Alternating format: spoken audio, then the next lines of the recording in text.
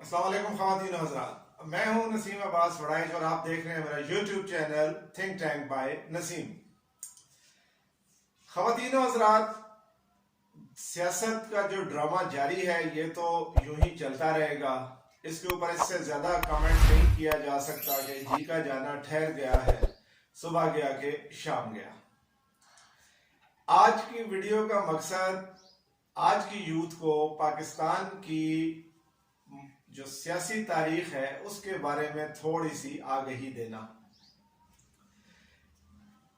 मेरा सियासी सफर या सियासी मुशाहिदा या सियासी तजुर्बा 1988 से स्टार्ट हुआ जब मैं क्लास 8th का स्टूडेंट था। लेकिन सियासत में दिलचस्पी इतनी थी कि मैंने 1988 के इंतखाबात का रिजल्ट जो है वो अपने हाथ से कंपाइल किया था, सारी रात बैठ के जाग के सुन के। तो मैं सिर्फ ये बताना ये चाह रहा हूं कि 1988 में मुझे ये बताया गया मुस्लिम लीग की जानिब से, इस्लामी जमहूरी इत्तेहाद की जानिब से, पीपल्स पार्टी की तमाम मुखालिफ जमातों की तरफ से कि बेनज़ीर एक यहूदी एजेंट है, बेनज़ीर दुश्मनों की आलाकार है, पीपल्स पार्टी एक गद्दार जमात है, जुल्फ़िकार अली भुट्टो ने पाकिस्तान तोड़ा था और ये एक गद्दार की बेटी है।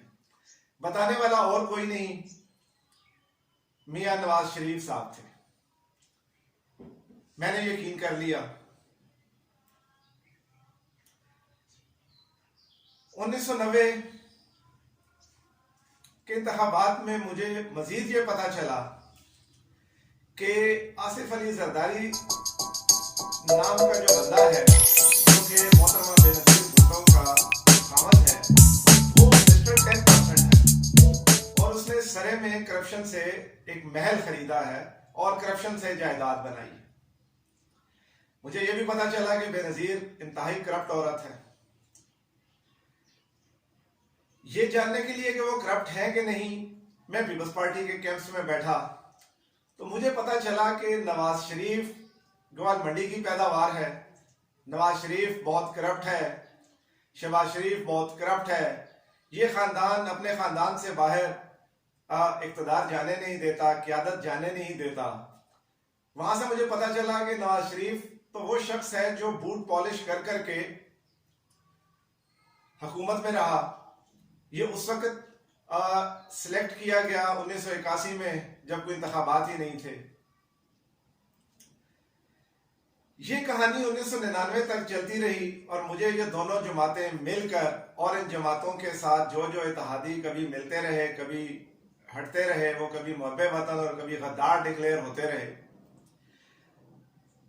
तो 1988 से 1999 तक की सियासी जमातों ने मेरे जैसे एक सियासी वर्कर कह लें, सियासत या सियासियात के तालिब इल्म को यह बताया कि चोर कौन है, करप्ट कौन है, मिस्टर 10% कौन है, मिस्टर सेंट परसेंट कौन है, करप्शन किसने की, मनी लॉन्ड्रिंग किसने की, पैसा बाहर कौन लेके गया, चोर कौन है, गद्दार कौन है, नंगे वतन कौन है।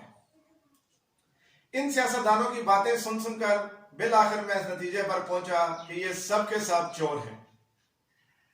1999 आ गया, फौज आई और नवाज शरीफ को भी जूते मार के निकाल दिया। उसके बाद फिर इन सियासतदानों ने मुझे बताया कि ये तो बहन भाई हैं आपस में, ये तो चोर हैं ही नहीं। और मैं हैरत से इनका मुंह तकता रहा कि मुझे तो आप लोगों ने यकीन दिलाया था कि ये भी चोर है, ये भी चोर है। अब आप बहन भाई बन गए हैं तो मैं किसको चोर कहूं। तो मैंने फिर फौज के या परवेज मुशर्रफ को चोर कहना शुरू कर दिया कि भाई वो गलत है, ये तो बहन भाई थे दोनों, इन्होंने तो कभी एक दूसरे को गद्दार और चोर और मिस्टर 10% कहा ही नहीं। वो दौर गुजरा, इमरान खान साहब भी सामने आए। इमरान खान साहब की जबानी मुझे पता चला कि पंजाब का सबसे बड़ा डाकू कौन है, मुझे पता चला कि बड़ा बड़े चोर कौन है, मुझे पता चला कि मनी लॉन्ड्रर कौन है। मुझे ये सब जब पता चल गया और मैं उन डाकू और चोरों से नफरत करने के करीब ही था कि अचानक वो चोर डाकू खान साहब के दाएं बाएं बैठे हुए नजर आने लग गए। कोई स्पीकर बन गया, कोई वजीर बन गया। मैं फिर बरता हैरत में पड़ गया कि चोर कौन है और डाकू कौन। फिर मैं यही कहानियां किससे सुनता सुनता आज 2022 में खड़ा हूं। जो जिसका चोर था आज उसका हीरो है, जो जिसका डाकू था आज उसने उसी को गले लगाया हुआ है, जो गद्दारे वतन था आज वो भाई है, जिसने मुल्क तोड़ा था उसका नवासा और दामाद आज जो है वो अंकल हैं, अंकल जरदारी हैं। जिसने पेट फाड़ के दौलत निकलवानी थी आज वो अपने हथेलियों पे उसको उठाते हैं।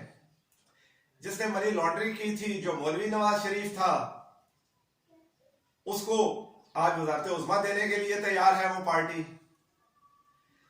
तो 2022 में बहरहाल मैं इस नतीजे पर पहुंचा हूं कि इनमें से ना कोई चोर है, ना कोई डाकू है, ना मनी लॉन्ड्रर है, ना करप्ट है, ना किसी ने सरे महल खरीदा था। लंदन फ्लैट्स तो बिल्कुल अफसानवी किस्से हैं। तब्दीली का नारा एक पानी का बुलबुला है। असल में मैं जो अवाम हूं, आप भी, असल में हम वो चोर डाकू और वो घटिया लोग हैं। असल में हम वो चोर हैं, हम वो मनी लॉन्ड्रर हैं, हम वो बेवकूफ तरीन लोग हैं जो आज भी इनकी कही हुई आज की बातों को मान रहे हैं, जबकि ये खुद अपनी की गई हुई पुरानी बातों से बिरत का इजहार कर चुके हैं। ये खुद अपनी उन बातों के अमीन नहीं रहे। अब कोई लोटा नहीं है, लोटे आप और मैं हैं। इखलाकियात आपकी और मेरी कोई नहीं है, क्योंकि अगर मेरी और आपकी कोई इखलाकियात होती तो हमें इतनी आसानी के साथ कोई बेवकूफ ना बना सकता। तो हम बेवकूफ भी हैं, हम चोर भी हैं, हम डाकू भी हैं, हम करप्शन लवर भी हैं, हम लोटा लवर भी हैं, और हम 88 से लेकर 2022 तक इस बात को किसी न किसी हैसियत में बार बार बार तस्लीम कर चुके हैं। फर्क यह है कि जब हम टेबल के उस तरफ होते हैं तो हमारी सोच बदल जाती है, क्योंकि हमारा खुद ही कोई असूल नहीं है। बहसियत कौम हम भी लोटे हैं। क्यों? क्योंकि हम भी फिर जाते हैं, हम असूल पर नहीं खड़े होते। हमारा असूल वो है जो स्टेज से कहा जा रहा हो। स्टेज कहता है बच्चा जमूरा घूम जा, हम घूम जाते हैं। वो कहता है बैठ जा, हम बैठ जाते हैं। वो कहता है खड़े हो जा, हम खड़े हो जाते हैं। वो कहता है वो चोर है, हम कहते हैं वो चोर है।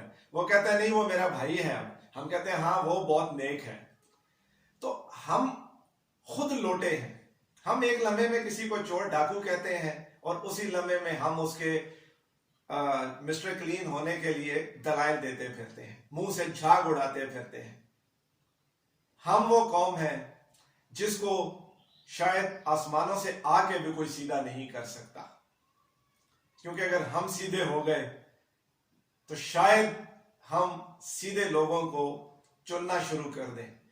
लेकिन चूंकि हम चोर हैं, हम करप्शन लवर हैं, हम झूठे हैं, हम इखलाकियात से आरी हैं, तो हमें ऐसे ही लोग चुनने हैं, ऐसे ही लोगों को सामने लाना है, ऐसे ही लोगों के लिए जलसागाह भरने हैं।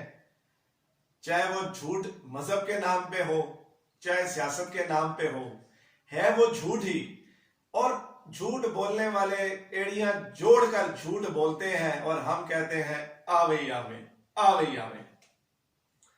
हमें अपने गिरबान में झांकना होगा। हम ठीक तो शायद सब कुछ ठीक, हम खराब तो ये सब कुछ ऐसे ही खराब रहेगा। खून जलाने की जरूरत नहीं, तालियां बजाएं, डुगडुगी पे नाचें, एंजॉय करें। बस अल्लाह ताला आपका, मेरा, हम सबका और पाकिस्तान का हामी और नासिर हो। पाकिस्तान जिंदाबाद।